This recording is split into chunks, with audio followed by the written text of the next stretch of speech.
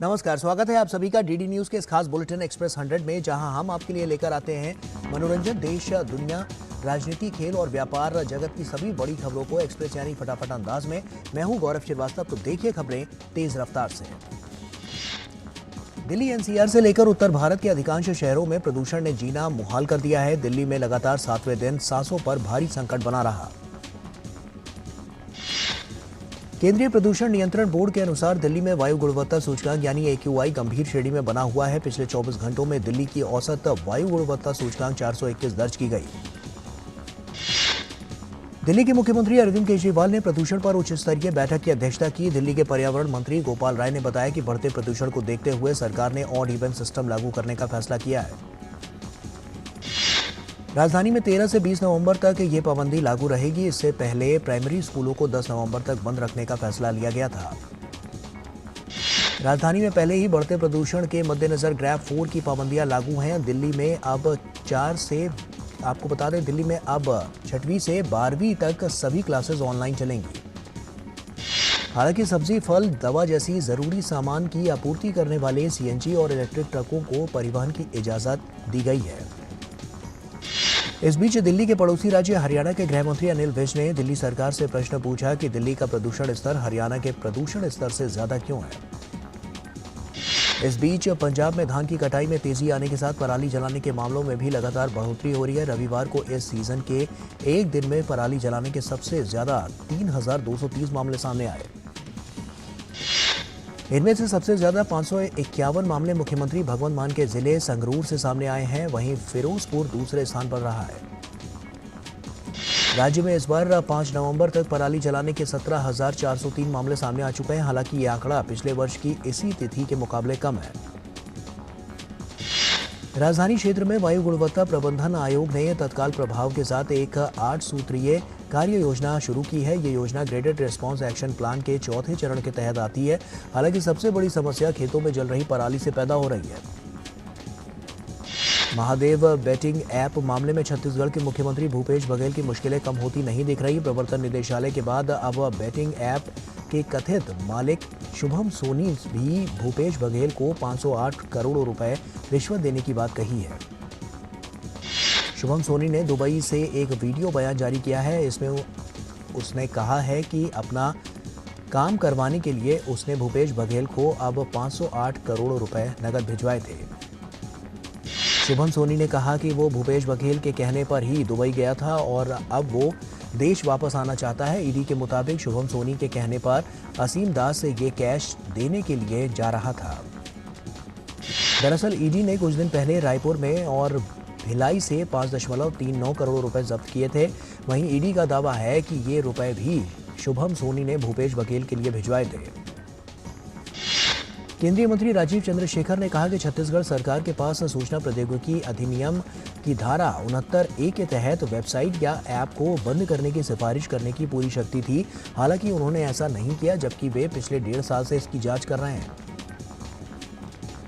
22 अवैध सट्टेबाजी ऐप्स और वेबसाइटों को बंद करने की ये कार्रवाई प्रवर्तन निदेशालय की ओर से अवैध सट्टेबाजी ऐप सिंडिकेट के खिलाफ की गई जांच और उसके बाद छत्तीसगढ़ में महादेव बुक पर छापे के बाद हुई है, और जिससे ऐप के गैर कानूनी संचालन का खुलासा हुआ था। मामले में आरोपी भीम सिंह यादव और एक अन्य आरोपी असीम दास फिलहाल प्रवर्तन निदेशालय की हिरासत में हैं। उन्हें धन शोधन रोकथाम अधिनियम की विभिन्न धाराओं के तहत मनी लॉन्ड्रिंग के आरोप में गिरफ्तार किया गया है। दरअसल सौरभ चंद्राकर और रवि उप्पल द्वारा प्रवर्तित कंपनी महादेव ऐप कथित तौर पर क्रिकेट, टेनिस, बैडमिंटन, पोकर और कार्ड गेम सहित विभिन्न लाइव गेम्स में कथित अवैध सट्टेबाजी के लिए ऑनलाइन प्लेटफॉर्म प्रदान करती थी। कंपनी के प्रमोटर छत्तीसगढ़ के भिलाई से हैं और महादेव ऐप एक प्रमुख सिंडिकेट है जो अवैध सट्टेबाजी वेबसाइटों को सक्षम करने के लिए ऑनलाइन प्लेटफॉर्मों की व्यवस्था करता है।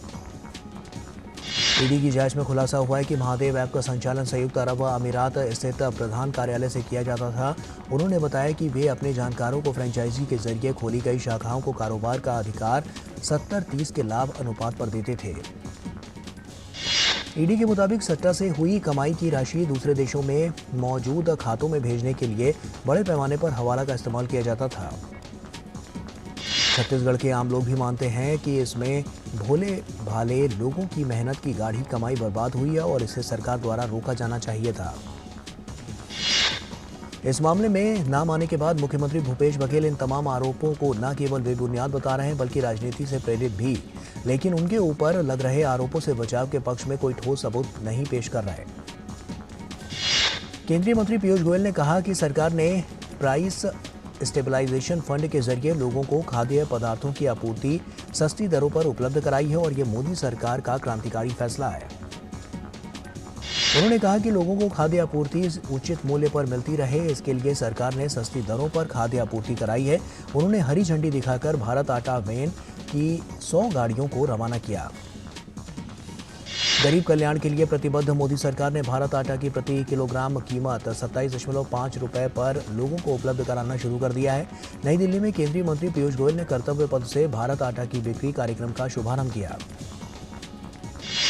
भारत आटा वैन की 100 गाड़ियों को हरी झंडी दिखाते हुए उन्होंने कहा कि सरकार ने प्राइस स्टेबलाइजेशन फंड के जरिए लोगों को खाद्य पदार्थों की आपूर्ति सस्ती दरों पर उपलब्ध कराई है और अब लोगों को सस्ती दरों पर आटा भी मिलेगा। भारत आटा की बिक्री के लिए भारतीय खाद्य निगम सेंट्रल पूल से 2.5 लाख टन गेहूं अलॉट कर रहा है और इसे पिसवाकर 10 किलो और 30 किलो की पैकिंग में NAFED, mother dairy, national cooperative consumers federation of India और इस तरह की बाकी सहकारी समितियों के माध्यम से बेचा जाएगा। वहीं दालों की बढ़ी हुई कीमतों पर लगाम लगाने के लिए सरकार पहले ही सब्सिडी वाली भारत दाल की बिक्री शुरू कर चुकी है। सस्ती दरों पर प्याज बेचने की सरकार की योजना काफी पहले से जारी है। छत्तीसगढ़ विधानसभा चुनाव के पहले चरण की 20 सीटों पर मतदान की तैयारियां पूरी हो गई हैं। इस चरण में प्रदेश की 90 में से 20 सीटों पर वोट डाले जाएंगे। पहले चरण में प्रदेश के 40,78,681 मतदाता कुल 223 उम्मीदवारों की किस्मत का फैसला करेंगे। निष्पक्ष और शांतिपूर्ण मतदान सुनिश्चित करने के लिए कुल 5,304 मतदान केंद्र बनाए गए हैं। प्रथम चरण के 20 विधानसभा क्षेत्रों में से 10 सीटों पर सुबह 7 बजे से दोपहर 3 बजे तक और 10 विधानसभा क्षेत्रों में सुबह 8 बजे से शाम 5 बजे तक मतदान होगा। छत्तीसगढ़ विधानसभा चुनाव के पहले चरण के लिए प्रशासन ने विशेष इंतजाम किए। खास बात यह है कि इस बार नक्सल प्रभावित बस्तर क्षेत्र के 120 गांवों के 35,000 मतदाताओं को आज़ादी के बाद पहली बार अपने ही गांव में मतदान का मौका मिलेगा। इस बार के चुनाव में बस्तर संभाग के अति संवेदनशील क्षेत्रों में महिला कमांडोज की भी तैनाती की गई है। छत्तीसगढ़ में जहां पहले चरण में कांग्रेस और बीजेपी के बीच मुख्य मुकाबला है, वहीं मिजोरम में सत्तारूढ़ Mizo national front, Mizoram people's movement, Congress और बीजेपी के बीच मुकाबले की उम्मीद है। छत्तीसगढ़ में शेष 70 सीटों पर 17 नवंबर को मतदान होगा और नतीजों के लिए 3 दिसंबर तक इंतजार करना होगा। इस बीच राज्य में दूसरे चरण के लिए भी चुनाव प्रचार अपने चरम पर है। बीजेपी के राष्ट्रीय अध्यक्ष जेपी नड्डा ने छत्तीसगढ़ के रायगढ़ में एक रैली को संबोधित किया। उन्होंने कांग्रेस सरकार पर चावल, कोयला, शिक्षकों की नियुक्ति में घोटाले का आरोप लगाया। बघेल सरकार को जेपी नड्डा ने झूठ बोलने वाली, धोखा देने वाली और भ्रष्टाचार करने वाली सरकार करार दिया।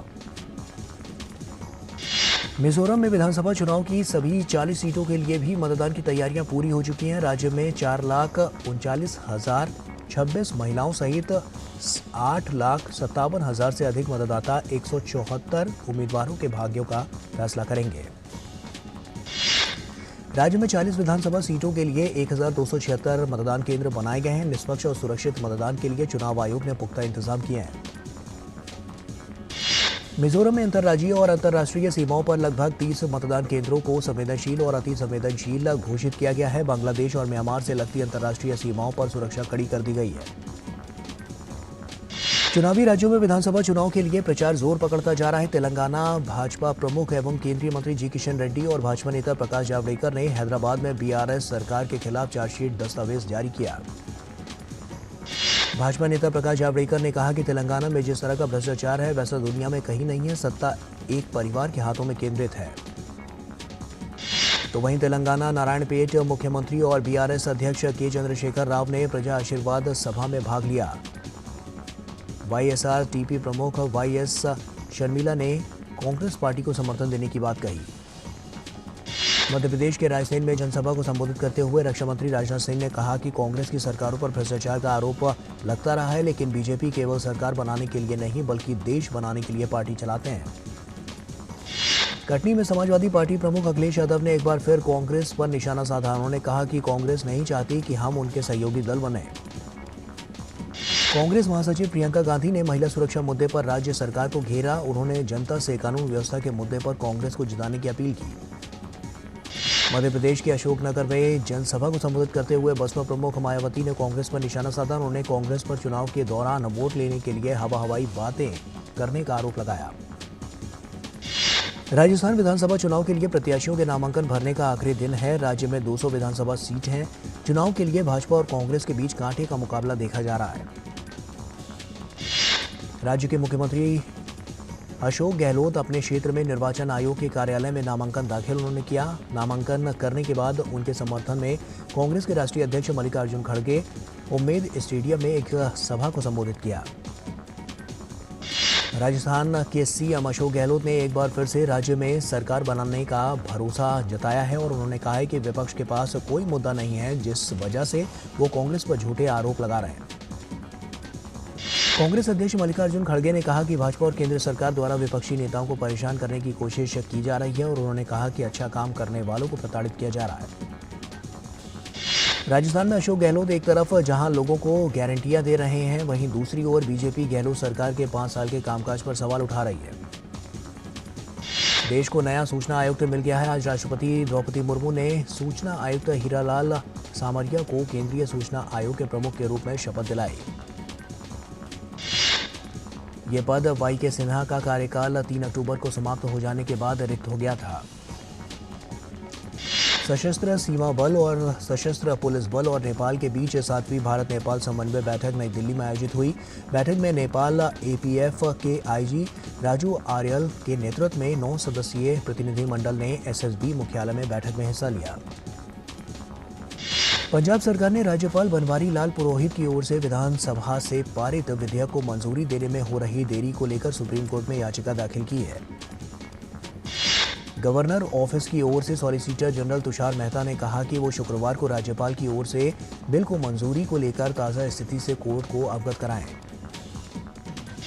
यूएपीए के तहत केंद्र सरकार के प्रतिबंध के खिलाफ पॉपुलर फ्रंट ऑफ इंडिया यानी पीएफआई की याचिका सुप्रीम कोर्ट ने खारिज की। पीएफआई ने यूएपीए ट्रिब्यूनल द्वारा प्रतिबंध बरकरार रखने के फैसले को सुप्रीम कोर्ट में चुनौती दी थी। याचिका पर अदालत ने याचिकाकर्ता को सीधे सुप्रीम कोर्ट आने की बजाय पहले हाई कोर्ट में याचिका दायर करने की बात कही। सुप्रीम कोर्ट ने दिल्ली विद्युत नियामक आयोग के 2 प्रोटेम सदस्यों की नियुक्ति के लिए एक चयन समिति गठित करने का आदेश पारित किया। भारत के मुख्य न्यायाधीश डीवाई चंद्रचूड़ की अध्यक्षता वाली खंडपीठ ने अपने आदेश में कहा कि चयन समिति में दिल्ली एचसी के पूर्व न्यायाधीश जयंत नाथ, विद्युत अपीलीय न्यायाधिकरण के अध्यक्ष न्यायमूर्ति रमेश रंगनाथन और दिल्ली के पूर्व न्यायमूर्ति आशा मेनन शामिल होंगे। दिल्ली के इंदिरा गांधी अंतर्राष्ट्रीय हवाई अड्डे पर सोमवार को कस्टम विभाग ने करीब 3 करोड़ रुपए का सोना जब्त किया है। बैंकॉक से 2 भारतीय नागरिक 5,198 ग्राम सोने की छड़ें लेकर आए और जिसकी कुल कीमत 2.81 करोड़ है। बेंगलुरु पुलिस ने महिला भूविज्ञानी की हत्या के आरोप में उनके पूर्व ड्राइवर को गिरफ्तार किया है। पुलिस के मुताबिक आरोपी को हाल ही में नौकरी से निकाल दिया गया था। दरअसल रविवार को बेंगलुरु के डोडाकलासंद्रा इलाके में एक घर से महिला की लाश बरामद हुई थी। महिला की पहचान कर्नाटक के खनन एवं भूविज्ञान विभाग की उप निदेशक के.एस. प्रतिमा के रूप में हुई थी। भारत ने पहली बार रक्षा उद्योग में 100% एफडीआई को मंजूरी दे दी है। स्वीडन की डिफेंस कंपनी साब भारत में रॉकेट मैन्युफैक्चरिंग की शुरुआत करेगी। केंद्र सरकार ने इस प्रोजेक्ट के तहत डिफेंस सेक्टर में 100% एफडीआई को मंजूरी दी है। 500 करोड़ के इस एफडीआई प्रस्ताव को अक्टूबर में मंजूरी दे दी गई थी। भारत में अभी तक ऑटोमेटिक रूट से डिफेंस सेक्टर में 74% तक एफडीआई की मंजूरी है। चालू कैलेंडर वर्ष के अक्टूबर महीने में एफपीआईज की तरफ से एक तीसरा सबसे ज्यादा इन्वेस्टमेंट किया गया और वैश्विक अनिश्चितता और भू राजनीतिक तनाव के बीच विदेशी निवेशकों के हाई रिटर्न हासिल करने के लिए भारतीय डेट मार्केट में जमकर निवेश किए। नेशनल सिक्योरिटीज डिपॉजिटर लिमिटेड के आंकड़ों के मुताबिक डेट मार्केट में एफपीआई प्रवाह अक्टूबर में 6,322 करोड़ रुपए रहा, जबकि सितंबर में ये 768 करोड़ रुपए था। शेयर बाजारों में सोमवार को लगातार तीसरे कारोबारी सत्र में तेजी का सिलसिला जारी रहा और मानक सूचकांक का बीएसई सेंसेक्स में 595 अंकों की उछाल आई, जबकि निफ्टी भी 19,400 अंक के ऊपर पहुंच गया। प्रधानमंत्री नरेंद्र मोदी ने ईरान के राष्ट्रपति डॉक्टर सैयद इब्राहिम राइसी से टेलीफोन पर बातचीत की। दोनों नेताओं ने पश्चिम एशिया क्षेत्र की कठिन स्थिति और इजराइल हमास संघर्ष पर विचारों का आदान प्रदान किया। प्रधानमंत्री मोदी ने आतंकवादी घटनाओं, हिंसा और नागरिक जीवन की हानि पर गहरी चिंता व्यक्त की। उन्होंने इजराइल फिलिस्तीन मुद्दे पर भारत की दीर्घकालिक और सुसंगत स्थिति को दोहराया। दोनों नेताओं ने तनाव रोकने, निरंतर मानवीय सहायता सुनिश्चित करने और शांति एवं स्थिरता की शीघ्र बहाली सुनिश्चित करने की आवश्यकता पर जोर दिया। दोनों नेताओं ने बहुआयामी द्विपक्षीय सहयोग में प्रगति की भी समीक्षा की और सकारात्मक मूल्यांकन किया। दोनों नेताओं ने क्षेत्रीय कनेक्टिविटी में सुधार के लिए ईरान में चाबहार बंदरगाह पर ध्यान केंद्रित करने और प्राथमिकता देने का स्वागत किया है। दोनों पक्ष क्षेत्रीय शांति, सुरक्षा और स्थिरता में साझा हित को देखते हुए संपर्क में बने रहने पर सहमत हुए। भारत दौरे पर आए भूटान नरेश जिग्मे खेसर नामग्याल वांगचुक ने प्रधानमंत्री नरेंद्र मोदी से मुलाकात की। भूटान नरेश जिग्मे खेसर नामग्याल वांगचुक 3 नवंबर से शुरू हुई अपनी 8 दिवसीय भारत यात्रा के तहत रविवार को दिल्ली पहुंचे थे। पिछले 31 दिनों से इजराइल हमास संघर्ष शुरू है और इस दौरान सोमवार को यरूशलेम के पुराने शहर में 2 इजरायली पुलिस अधिकारियों पर चाकू का हमला किया गया। इजरायली सेना ने एक वीडियो जारी किया है और इस वीडियो में उत्तरी गाजा के नागरिकों को दक्षिण की ओर से जाने के लिए एक मानवीय गलियारा बना हुआ दिखाई दे रहा है। वीडियो के जरिए गाजा के लोगों से फिलिस्तीन के संघर्ष प्रभावित उत्तरी हिस्से को छोड़ने के लिए कहा जा रहा है।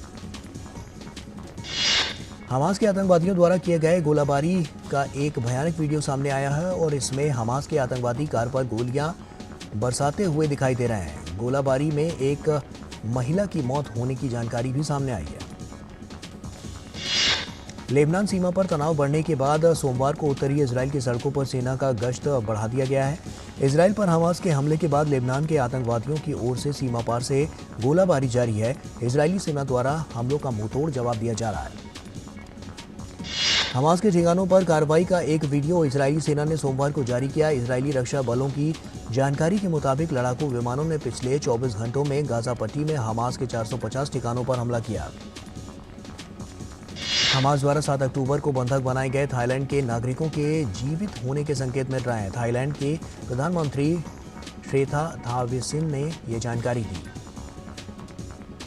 अमेरिकी विदेश मंत्री एंटनी ब्लिंकन ने सोमवार को तुर्की के विदेश मंत्री हकन फिदान से मुलाकात की। तुर्की के अंकारा में हुए इस मुलाकात के दौरान गाजा में चल रहे संघर्ष पर दोनों नेताओं ने चर्चा की। रूस द्वारा यूक्रेन के ओडिशा शहर पर किए गए हमले में 5 लोग घायल हो गए। राष्ट्रीय कला संग्रहालय की इमारत भी इस हमले में क्षतिग्रस्त हो गई। हमले में इमारत को काफी नुकसान हुआ है। संग्रहालय में रूसी और यूक्रेनी कलाकारों की पेंटिंग भी शामिल थी। रूस यूक्रेन के बीच जारी संघर्ष के बीच रूसी सेना ने यूक्रेन के हवाई अड्डे पर हमला किया। उधर यूक्रेन के सशस्त्र बलों ने कई मोर्चों पर रूसी हमलों को विफल करने का दावा किया। विश्व कप में बांग्लादेश ने श्रीलंका को 3 विकेट से हरा दिया। बांग्लादेश की टीम ने 280 रनों का लक्ष्य 41.1 ओवर में हासिल कर लिया। श्रीलंका और बांग्लादेश के बीच मैच में एक विवाद भी देखने को मिला। इस मैच में श्रीलंकाई प्लेयर एंजेलो मैथ्यूज को टाइम आउट दिया गया। ऐसा क्रिकेट इतिहास में पहली बार हुआ है। मैथ्यूज जब क्रीज पर आए तब सही हेलमेट नहीं लाने के कारण उन्होंने दूसरा हेलमेट लाने के लिए पवेलियन की ओर इशारा किया, मगर इसी बीच शाकिब ने मैदानी अंपायर से टाइम आउट की अपील कर दी। अंपायर ने आपस में बात करके मैथ्यूज को टाइम आउट करार दिया। वेस्टइंडीज के स्टार ऑलराउंडर सुनील नरेन ने इंटरनेशनल क्रिकेट से संन्यास लेने का ऐलान कर दिया है। उन्होंने आखिरी बार वेस्टइंडीज के लिए अगस्त 2019 में T20 इंटरनेशनल मैच खेला था। श्रीलंका के खेल मंत्री रोशन रणसिंघे ने विश्व कप में भारत से मिली शर्मनाक हार के बाद सोमवार को राष्ट्रीय क्रिकेट बोर्ड को बर्खास्त कर दिया। 1996 विश्व कप विजेता कप्तान अर्जुन रणतुंगा को नए अंतरिम बोर्ड का अध्यक्ष नियुक्त किया गया है। भारत ने महिला एशियन चैंपियंस ट्रॉफी का खिताब जीत लिया है। भारत ने मौजूदा चैंपियन जापान को 4-0 से हराकर दूसरी बार खिताब जीता। आर वैशाली ने फिडे ग्रैंड स्विस शतरंज टूर्नामेंट में महिला वर्ग का खिताब जीतने में सफलता पाई। इसी के साथ उन्होंने प्रतिष्ठित कैंडिडेट्स टूर्नामेंट्स के लिए क्वालिफाई भी कर लिया है और वैशाली ने 8.5 अंक के साथ पहला स्थान हासिल किया है। फिडे ग्रैंड स्विस शतरंज टूर्नामेंट में ही ओपन वर्ग में भारत की विदित गुजराती ने खिताब अपने नाम किया है। विदित ने सर्बिया की एलेक्जेंडर प्रेटके को हराकर प्रतियोगिता में अपनी 7वीं जीत दर्ज की और ओपन वर्ग में शीर्ष स्थान हासिल किया। पोलैंड की इगा श्वांतेक ने WTA फाइनल्स टेनिस टूर्नामेंट के फाइनल में जगह बना ली है। श्वांतेक ने सेमीफाइनल में आर्याना साबालेंका को हराने में सफलता पाई। फाइनल में उनका सामना अमेरिका की जेसिका पेगुला से होगा। विश्व नंबर 1 टेनिस खिलाड़ी सर्बिया के नोवाक जोकोविच ने पेरिस मास्टर्स का खिताब अपने नाम कर लिया है। जोकोविच ने खिताबी मुकाबले में बुल्गारिया के ग्रिगोर दिमित्रोव को 6-4, 6-3 से हराया। दुनिया के सबसे प्रतिष्ठित समारोह में शुमार भारत का अंतर्राष्ट्रीय फिल्म महोत्सव इफ्फी के लिए मंच सज चुका है। 20 नवंबर से होगा इफ्फी के 54वें संस्करण का आगाज। केंद्रीय मंत्री अनुराग सिंह ठाकुर ने कहा है कि सिनेमाई उत्कृष्टता का प्रतीक ये महोत्सव देश और दुनिया भर से बेहतरीन प्रतिभाओं को एक मंच पर साथ लाता है। प्रतिष्ठित सत्यजीत रे लाइफ टाइम अचीवमेंट पुरस्कार प्रसिद्ध हॉलीवुड अभिनेता और निर्माता माइकल डगलस को प्रदान किया जाएगा। सूचना और प्रसारण राज्य मंत्री डॉक्टर एल मुरुगन ने समारोह को विशिष्ट आयोजन करार दिया। भारत को कंटेंट हब बनाने के लिए सरकार ने कई पहल की है। फिल्म उद्योग और मजबूती प्रदान करने के लिए सरकार ने पायरेसी के खिलाफ कड़े कदम उठाए हैं। OTT प्लेटफॉर्म की बढ़ती लोकप्रियता को देखते हुए इस बार सर्वश्रेष्ठ वेब सीरीज को भी पुरस्कार से नवाजा जाएगा। और इसी के साथ एक्सप्रेस न्यूज में फिलहाल अभी के लिए इतना ही। हमें दीजिए इजाजत। नमस्कार।